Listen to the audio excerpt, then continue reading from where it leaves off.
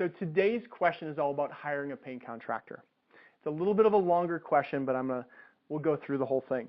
I had two guys come over to give me a quote. One guy had been on the tools all day and had paint all over him, and his truck was beaten up and had a paint can rolling around in the back.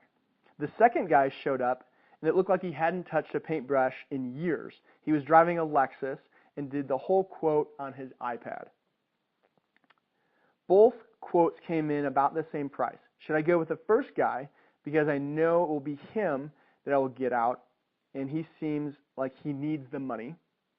Or should I get the second guy as it seems he's a lot more professional, although I just don't know what his guys are like?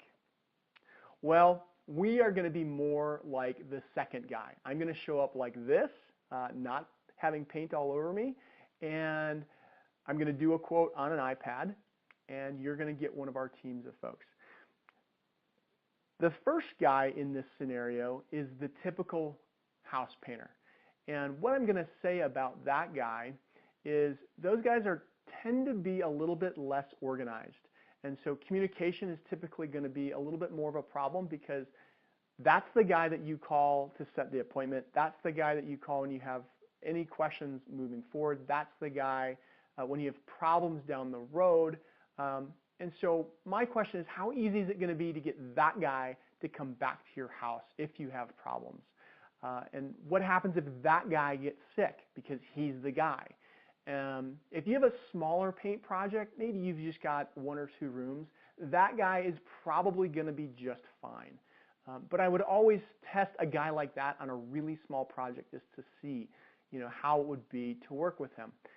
The fact that he's got paint all over him tells me that he's coming straight from the paint project. So time is going to be very tight for him. So if you're somebody who really likes very speedy response, if something goes wrong down the road, that's not the guy that's going to be able to do those kinds of things. He's wearing all of the hats. Now the second guy, because I relate a little bit more, now I don't drive a Lexus by any stretch of the imagination, but I do all my quotes on an iPad. I have teams of guys that are going to come out and do all of our projects.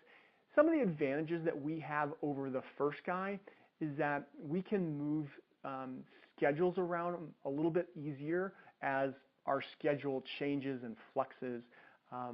We can also stack teams on larger projects. So a larger project that might be a $6,000 or $8,000 project, we can put multiple crews on, and so we can get that paint project done a lot faster. If you had an issue down the road, we're going to be easier to come back and take care of any of those problems because I'm not the guy that does everything.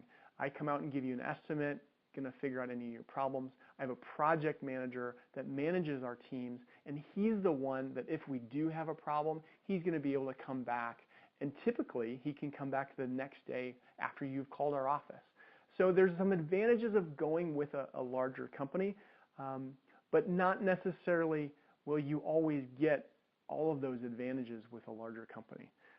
But you need to ask good questions, you need to communicate well, and really have whoever comes out to your house understand your project and what's a priority for you, and then find out if they can really deliver on their promises. So long question, long answer. Hopefully that's helpful.